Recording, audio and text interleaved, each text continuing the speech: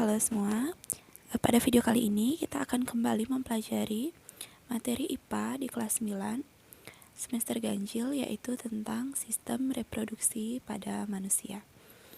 Nah, pada video sebelumnya kita sudah sama-sama belajar mengenai pembelahan sel, lalu struktur dan fungsi organ reproduksi pada laki-laki, serta struktur dan fungsi organ reproduksi pada wanita. Nah, pada video kali ini kita akan melanjutkan pembahasan mengenai siklus menstruasi, fertilisasi, dan kehamilan. Siklus menstruasi, fertilisasi, dan kehamilan itu dialami oleh seorang wanita. Nah, pada video kali ini penjelasan mengenai menstruasi serta fertilisasi dan kehamilan itu akan dibagi menjadi dua. Karena proses menstruasi itu terjadi, maka seorang wanita tidak akan bisa mengalami kehamilan. Begitu pula sebaliknya, jika seorang wanita itu sedang hamil, maka proses menstruasi tidak akan terjadi.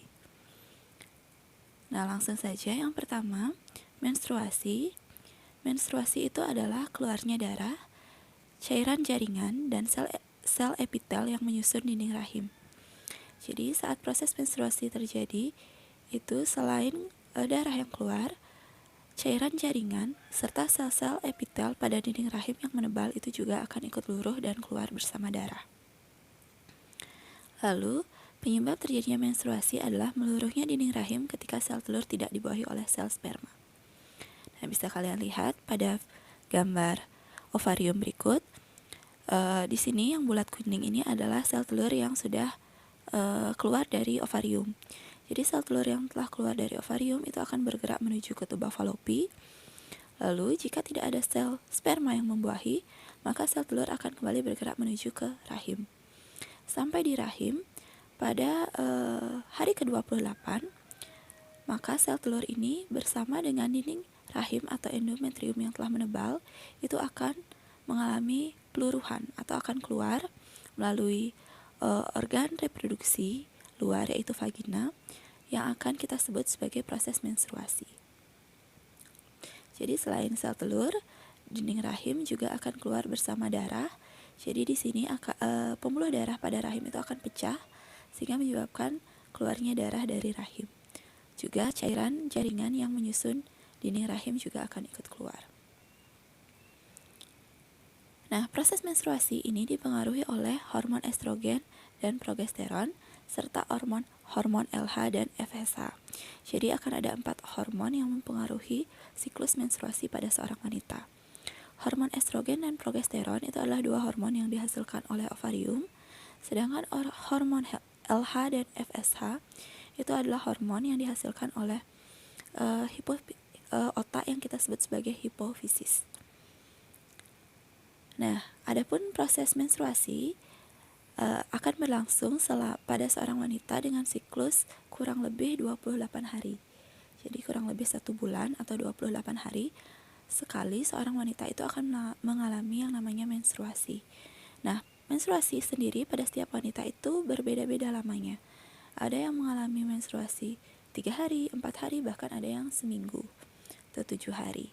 Nah, sebelum kita membicarakan proses menstruasi, kalian harus paham dulu mengenai hormon-hormon atau bagaimana kerja hormon selama proses menstruasi. Nah, bisa kalian lihat pada gambar grafik hormon berikut. Jadi, 4 hormon tadi itu sangat berperan penting dalam proses menstruasi. Nah, di sini setiap hormon digambarkan dengan warna yang berbeda. Hormon FSH itu diberikan warna biru, hormon LH itu diberikan warna hijau, lalu hormon progesteron itu warna oranye, dan hormon estrogen itu warna ungu. Nah, jika hormon, bisa kalian lihat pada grafik ini, jika hormon itu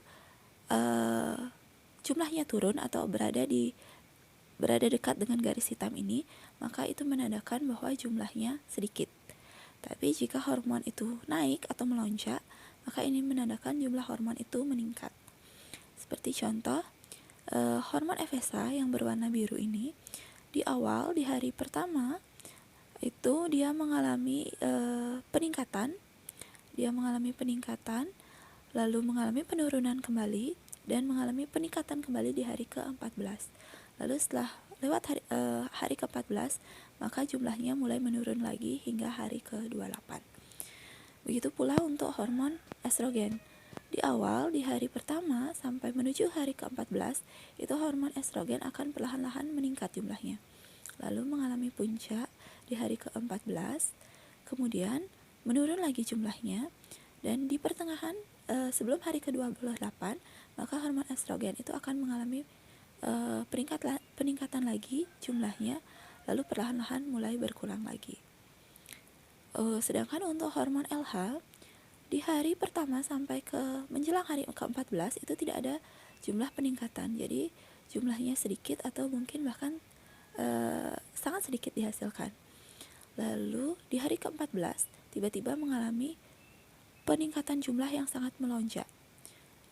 Lalu setelah lewat hari ke-14 dia mulai jumlahnya berkurang lagi, sangat sedikit sekali dihasilkan sampai ke hari ke-28.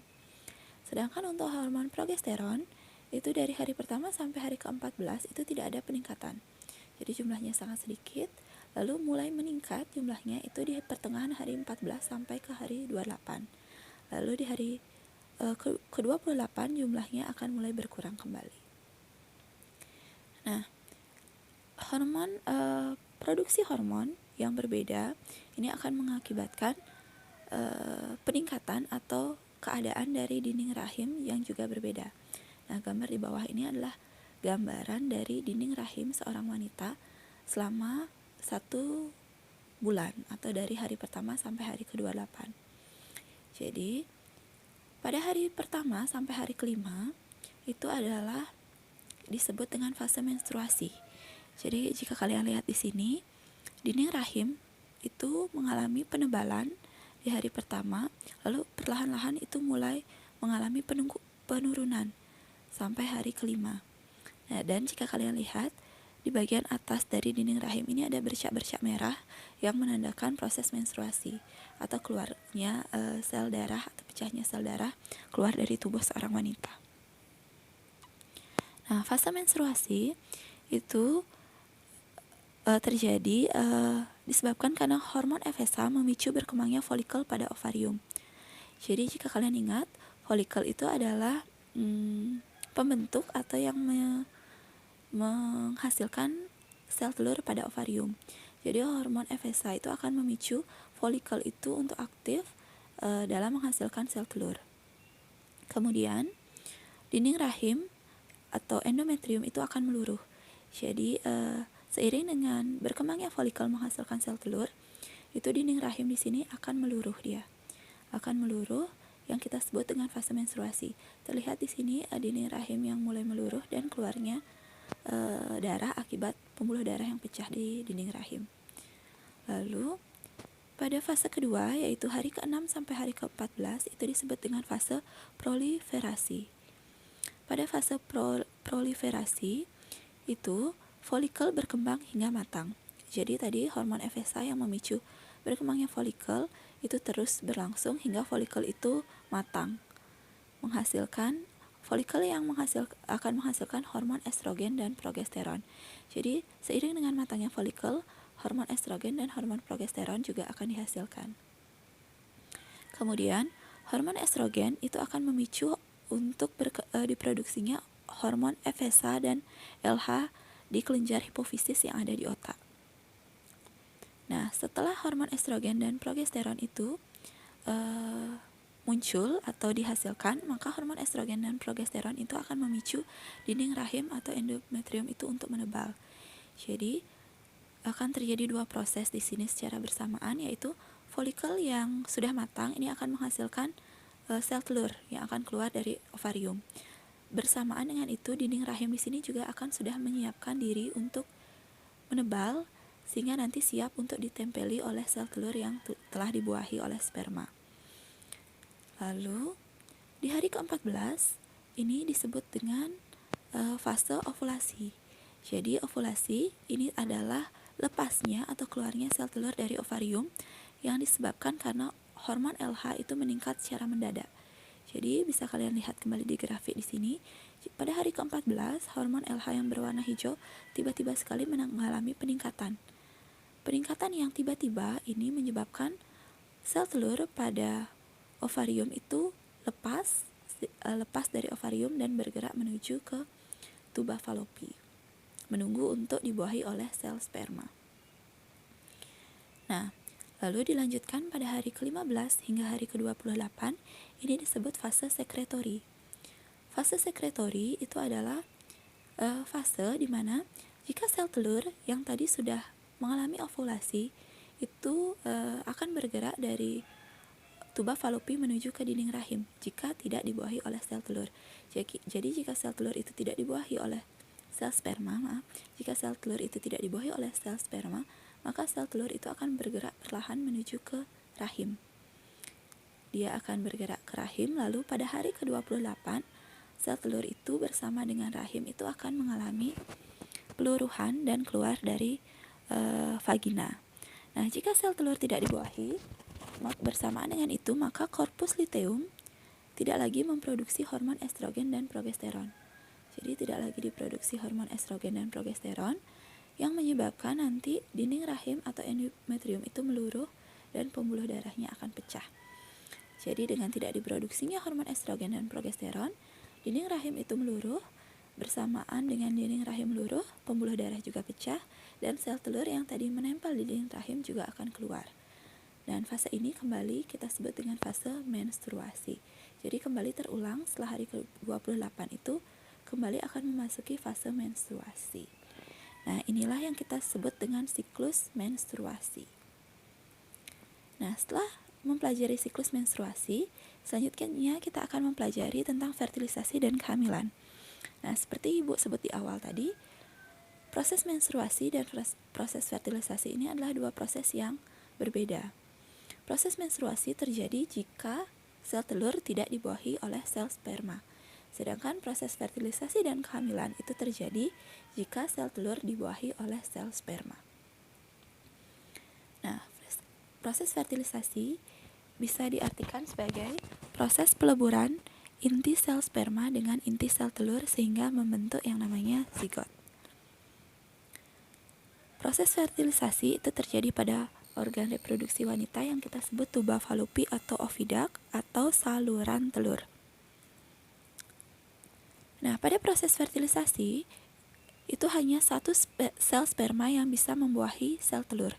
Jadi dari jutaan sel sperma yang masuk ke dalam organ reproduksi wanita, hanya akan ada satu sel sperma yang membuahi sel telur. Sedangkan sel sperma yang tadi yang jumlahnya jutaan itu akan mati karena tidak berhasil membuahi sel telur. Jadi bisa dikatakan terbentuknya kita sebagai manusia, sebagai individu itu hasil dari persaingan dari jutaan sel sperma yang bisa menembus dinding sel telur sehingga terjadi proses fertilisasi. Jadi kita ini adalah orang-orang yang terpilih, orang-orang yang pemenang, di mana sel sperma yang menang, kitalah yang bisa membuahi sel telur. Lalu dilanjutkan, adapun proses fertilisasi itu berlangsung diawali dengan proses ovulasi atau peristiwa lepasnya sel telur yang sudah matang dari ovarium. Jadi bisa kalian lihat pada gambar di sini. Proses ovulasi itu adalah proses lepasnya, ini yang warna putih ini adalah ovum yang lepas dari ovarium. Jadi ini ovarium, setelah folikel matang itu ovum dari ovarium itu akan keluar bergerak menuju ke tuba Fallopi. Menunggu sel sperma datang untuk membuahi. Ini disebut dengan proses ovulasi. Nah, setelah proses ovulasi dilanjutkan dengan proses fertilisasi atau pembuahan, yaitu proses bergabungnya inti sel sperma dengan inti sel telur. Nah, di sini sel telur yang ada di tuba Fallopi itu menunggu sel sperma datang berenang untuk membuahi. Jadi sel sperma yang masuk ke organ reproduksi wanita akan ada satu dari jutaan itu yang berhasil menembus dinding sel telur sehingga terjadi proses fertilisasi. Ya, akhirnya nanti membentuk yang namanya zigot. Nah, setelah terjadi proses fertilisasi, maka dilanjutkan dengan yang namanya proses implantasi. Implantasi ini adalah menempelnya sel telur yang telah dibuahi oleh sel sperma di dinding rahim. Jadi sel telur tadi yang sudah berhasil dibuahi oleh sel sperma akan bergerak dari tuba falopi menuju ke dinding rahim. Untuk selanjutnya akan menempel di sini. Ini yang kita sebut dengan proses implantasi. Nah, setelah proses implantasi, maka sel telur yang telah dibuahi oleh sel sperma itu akan terus berkembang dari zigot menjadi embrio, menjadi janin hingga akhirnya berusia 9 bulan dan siap dilahirkan. Dan berlanjut, proses ini kita sebut dengan proses nanti kehamilan. Nah, lanjut. Kehamilan itu adalah proses yang terjadi pada wanita di mana berkembangnya sel telur yang telah dibuahi itu pada rahim. Berkembang selama 9 bulan yang dari zigot lalu membelah menjadi embrio, lalu berkembang terus menjadi janin hingga berusia 9 bulan dan siap dikeluarkan atau siap dilahirkan. Nah, proses kehamilan sendiri itu dialami berlangsung selama 9 bulan, di mana kita bagi nanti menjadi 3 semester atau trimester, 3 trimester. Proses trimester pertama itu berlangsung dari bulan pertama, bulan kedua, dan bulan ketiga. Ini kita sebut sebagai trimester 1 atau trimester awal. Nah, adapun proses trimester 1 itu berkembangnya embrio menjadi janin itu dengan ciri-ciri sebagai berikut. Pada bulan 1, embrio melekat pada rahim dan membelah menjadi 3 lapisan yang kelak akan berkembang menjadi organ. Jadi selama 1 bulan itu yang awalnya hanya terdiri dari 1 sel, yaitu sel sperma yang melebur bersama sel telur, itu awalnya hanya 1 sel. Lalu mulai membelah menjadi embrio, dan selanjutnya berkembang menjadi 3 lapisan yang kelak akan berkembang menjadi organ. Lalu dilanjutkan dengan bulan kedua. Pada bulan kedua itu sudah mulai terlihat bakal janin, embrio yang berkembang menjadi bakal janin, dan bersamaan dengan itu mulai terbentuk organ-organ yang akan terus berkembang nanti menjadi organ yang kita miliki saat ini. Jadi organ yang pertama yang terbentuk itu adalah jantung dan pembuluh darah. Jadi sudah mulai ada jantung dan pembuluh darah yang terbentuk. Lalu ada dagu, pipi, dan rahang. Di sini jika kalian perhatikan, bakal janin ini sudah mulai memperlihatkan struktur-struktur yang nanti akan menjadi dagu, pipi, dan rahang. Lalu adanya terbentuknya organ-organ dalam. Organ-organ dalam ini seperti paru-paru, hati, usus, pankreas, dan masih banyak lagi organ-organ dalam pada tubuh si janin yang mulai terbentuk. Lalu mulai terbentuk juga otak, kaki, dan tangan. Jadi di sini juga sudah terlihat lekukan ini yang nanti berkembang menjadi tangan dan lekukan ini yang nanti berkembang menjadi kaki. Lalu kaki dan tangan telah mulai digerakkan. Jadi sudah ada pergerakan halus dari lekukan yang nanti akan menjadi kaki dan tangan. Tapi pergerakan ini sangat halus, sangat kecil sekali pergerakannya sehingga seorang ibu belum bisa merasakan pergerakan dari janin. Lalu ada titik hitam di kepala yang nanti akan menjadi mata. Jadi bisa kalian lihat di sini, ini ada bulatan besar yang akan menjadi kepala, dan di tengah bulatan itu ada titik hitam. Titik hitam ini yang nanti akan menjadi mata. Dan selain itu juga bisa kalian lihat di sini ada lekukan kecil, bulatan kecil. Ini sepertinya nanti akan berkembang menjadi telinga. Nah, ini proses inilah yang terjadi pada bayi yang berusia 2 bulan. Selanjutnya, pada bulan ketiga sudah mulai terbentuk janin yang menyerupai bayi. Jadi janin sudah membentuk organ-organnya atau pembentukan organnya itu sudah menyerupai bayi yang nanti siap dilahirkan.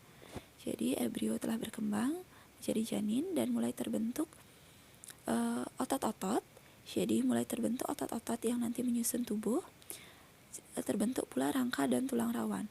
Jadi sudah kalian bisa lihat di sini proses pembentukan janin itu sudah menyerupai bayi. Sudah ada rangka dan tulang rawan yang nanti menyusun tubuh seorang bayi. Lalu terbentuk siku dan lengan. Jadi tadi yang awalnya hanya lekukan kecil, sekarang sudah mulai memanjang dan membentuk yang namanya siku dan lengan.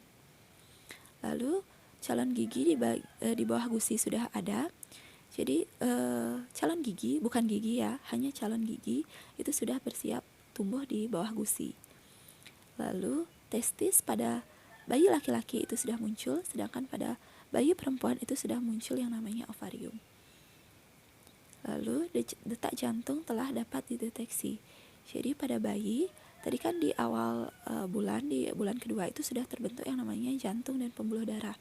Maka di bulan ketiga itu jantung sudah bisa dideteksi detakannya itu melalui yang namanya USG. Jadi jika kalian pernah dengar istilah USG, dari USG itu kita bisa mendengar suara detak jantung dari janin. Nah, setelah bulan ketiga, ini bisa kita rangkum bahwa bulan pertama, bulan kedua, dan bulan ketiga atau proses trimester pertama itu adalah periode terbentuknya hampir semua organ tubuh. Jadi, hampir semua organ tubuh yang akan kita miliki itu dibentuk pada trimester 1 di bulan 1, 2, dan ketiga. Karena terjadinya proses pembentukan semua organ tubuh, maka kondisi janin ini sangat rentan. Jadi, kehamilan di usia trimester 1 itu sangat rentan sekali mengalami yang namanya permasalahan. Entah itu permasalahan keguguran atau permasalahan terbentuknya organ tubuh si janin yang tidak sempurna. Nah, proses dari terbentuknya atau tidak terbentuknya organ pada janin yang tidak sempurna ini bisa disebabkan oleh berbagai hal. Misalnya terjadinya benturan, terjadinya guncangan yang terlalu keras, atau pola hidup seorang ibu yang tidak sehat. Misalnya si ibu yang mengkonsumsi alkohol atau merokok itu dapat menyebabkan kondisi janin atau proses pembentukan organ-organ tubuh pada janin di trimester awal itu akan mengalami gangguan. Bahkan yang lebih parah bisa menyebabkan terjadinya keguguran. Nah, kita lanjut. Setelah proses trimester 1 akan dilanjutkan dengan proses trimester 2 yang diawali pada bulan keempat, bulan kelima, dan bulan keenam. Ini kita sebut dengan proses trimester kedua. Proses trimester kedua itu berlangsung dari bulan keempat, di mana pada bulan keempat leher pada janin itu mulai memanjang dan kepala semakin tegak. Jadi leher di sini itu sudah mulai memanjang dan rangka di sini itu sudah mulai menyebabkan kepala si janin itu tegak.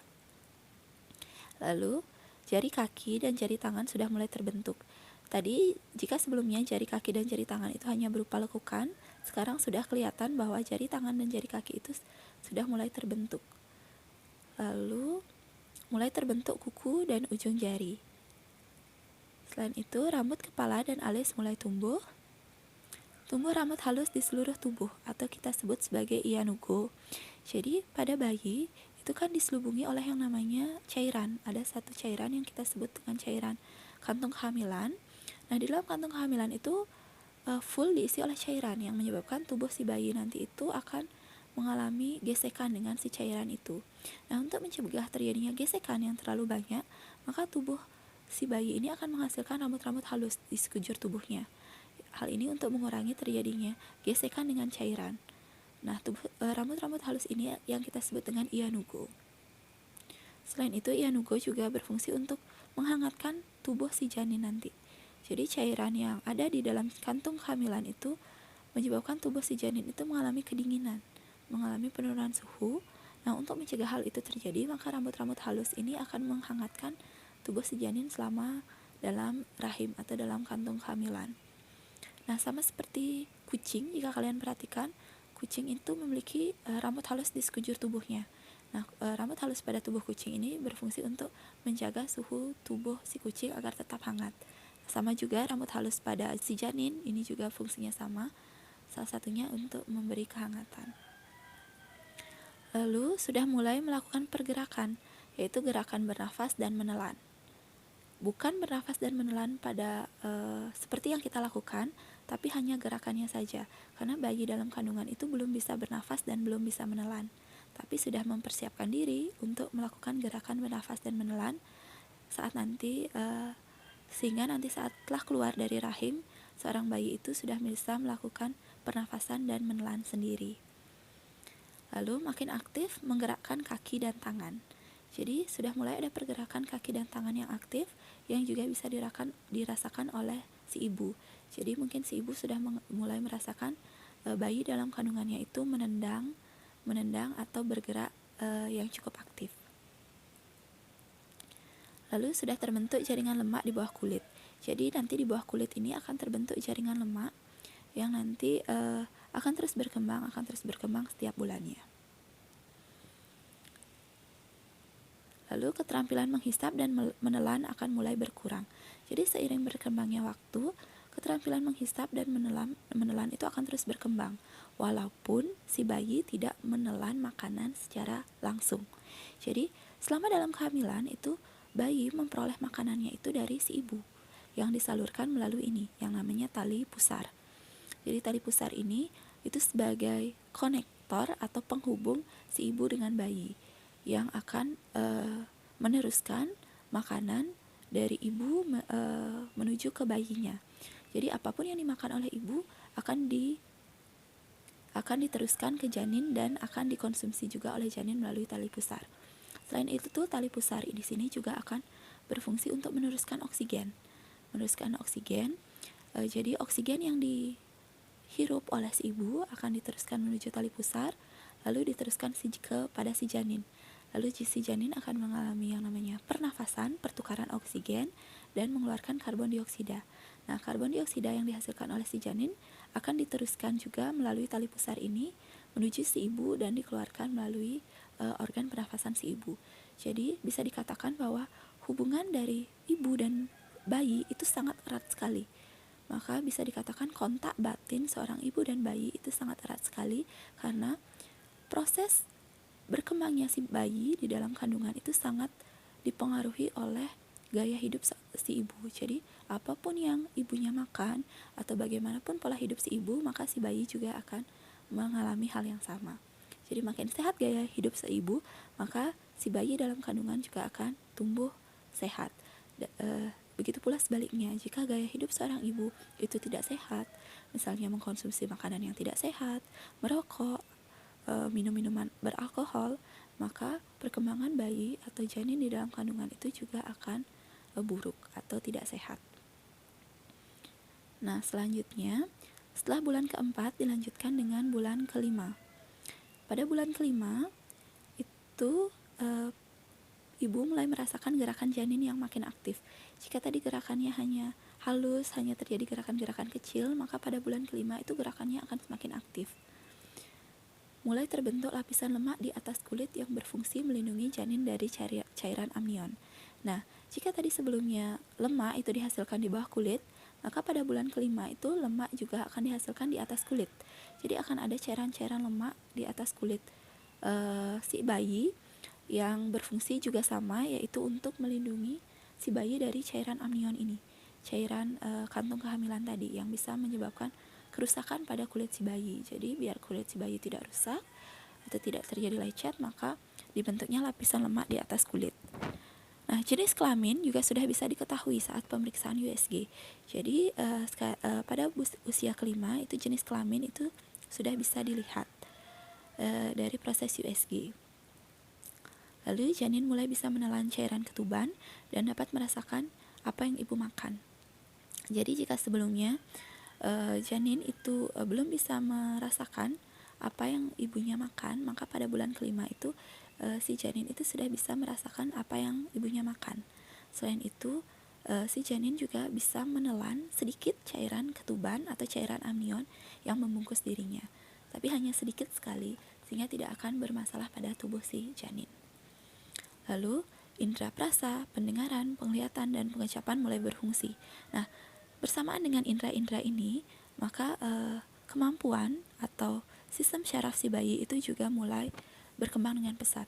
Jadi si bayi mulai bisa mendengar apa yang dikatakan oleh ibunya atau apa yang terjadi di luar kandungan, mulai bisa merasakan, bisa mengecap, dan bisa melihat. Tapi yang dia lihat tentu saja itu hanya keadaan di sekitar rahim tempat dia tumbuh. Nah, lalu dilanjutkan dengan bulan ke-6.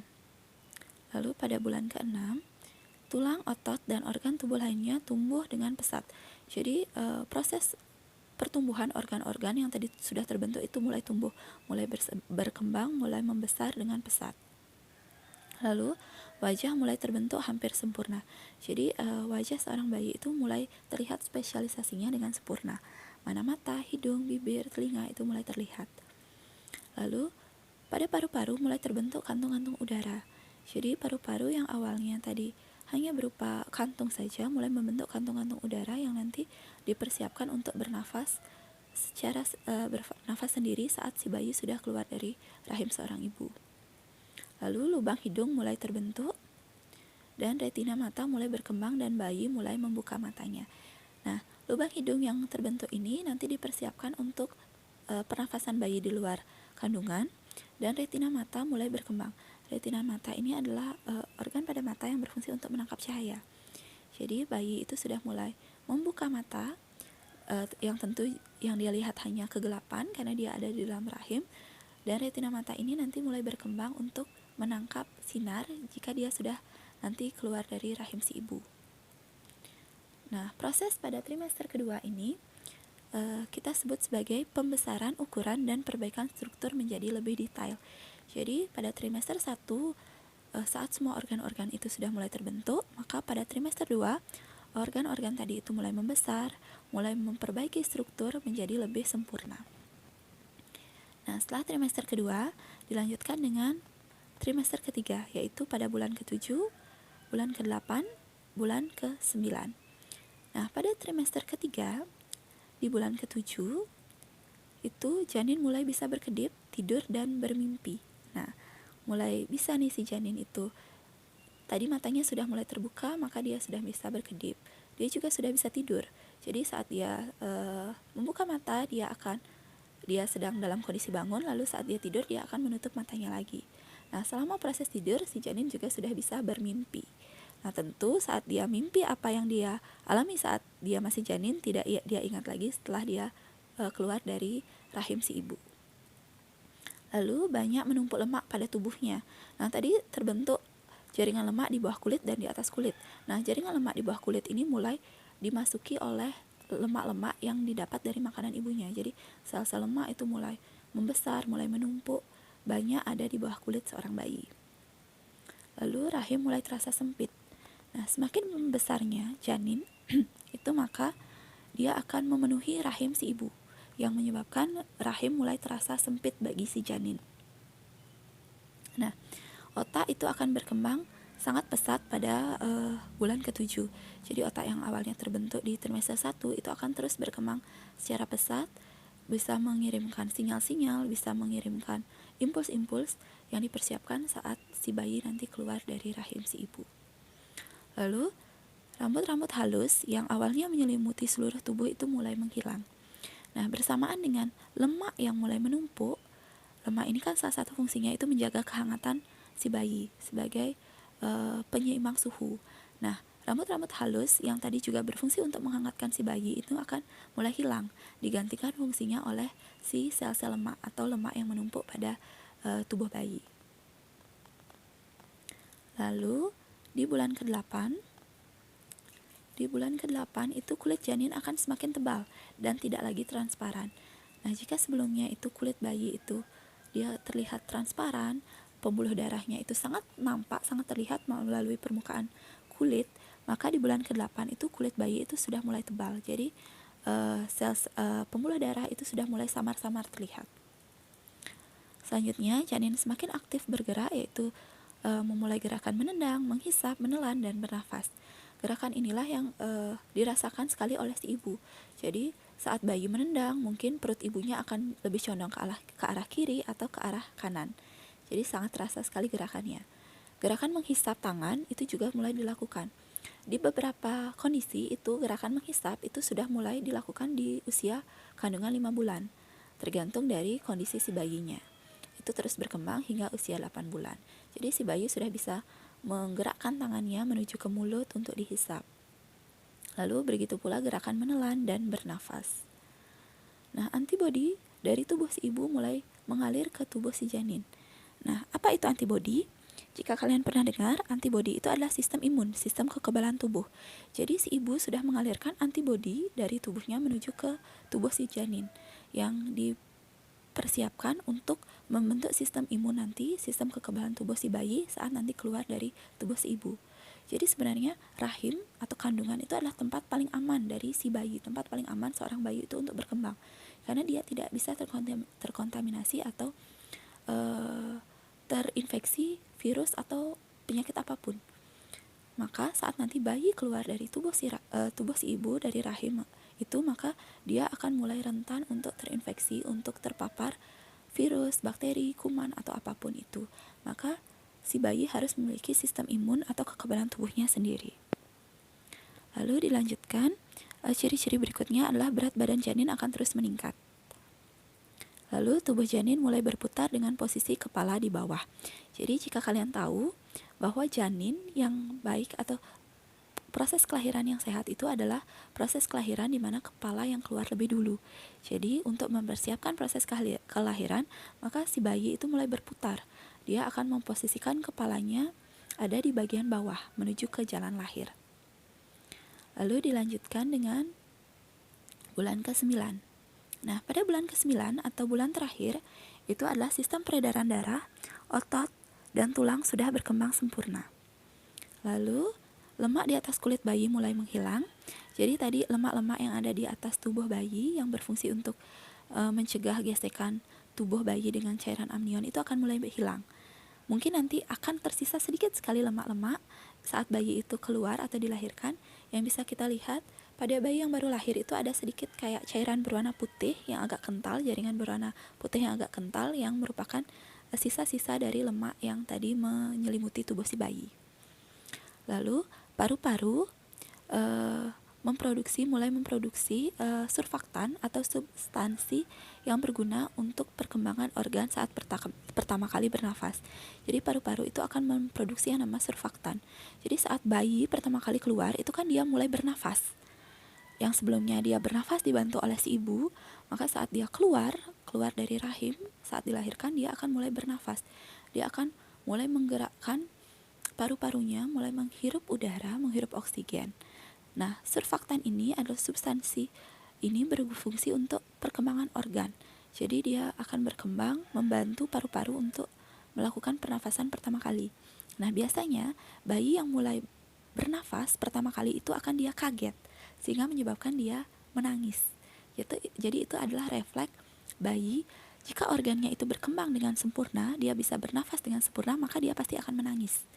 Maka di beberapa kasus di mana bayi itu tidak menangis saat pertama kali dilahirkan atau saat baru keluar dari rahim si ibu, maka dokter atau bidan itu akan berusaha membuat si bayi itu menangis dengan cara menepuk-nepuk bokongnya biasanya.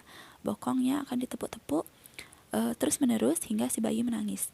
Nah, jika si bayi itu sudah menangis, maka menunjukkan bahwa dia bisa organ pernafasannya itu bisa berkembang sempurna. Maka sangat dikhawatirkan sekali jika seorang bayi dilahirkan itu tidak menangis. Ini bisa mengindikasikan bahwa organ pernafasannya itu tidak berkembang dengan sempurna. Lalu kepala sudah ada di bawah, sudah ada di jalan lahir yang siap untuk dikeluarkan. Maka di beberapa kasus jika bayinya itu kepalanya tidak ada di bawah atau tidak ada di jalan lahir, maka bayi itu kita sebut dengan kelahiran sungsang. Biasanya kalau bayi itu sungsang, maka proses kelahiran itu tidak bisa dilakukan secara normal. Harus dilakukan operasi sesar biasanya. Nah, jadi dapat disimpulkan bahwa pada trimester ketiga, yaitu pada bulan ke-7, 8, dan 9, itu adalah proses di mana ukuran janin tumbuh sangat pesat untuk mendapat kekuatan hidup di lingkungan luar. Jadi janin itu karena nanti setelah keluar dari rahim ibunya, maka janin itu tidak bisa lagi mengandalkan oksigen, sumber-sumber makanan atau antibodi dari sang ibu. Maka si bayi ini harus mempersiapkan segala sesuatunya seperti paru-paru, sistem pernafasan, sistem pencernaan, antibodi, dan ukuran tubuh yang dapat nanti menopang hidupnya setelah keluar dari rahim sang ibu. Nah, untuk video kali ini sekian yang dapat Ibu jelaskan. Jadi jika kita ringkas materi kita kali ini, yaitu kalian sudah mempelajari tentang sistem menstruasi, fertilisasi, serta kehamilan. Nah, untuk video berikutnya kita akan melanjutkan materi yaitu sistem reproduksi manusia, yaitu tentang penyakit pada organ reproduksi dan upaya pencegahannya.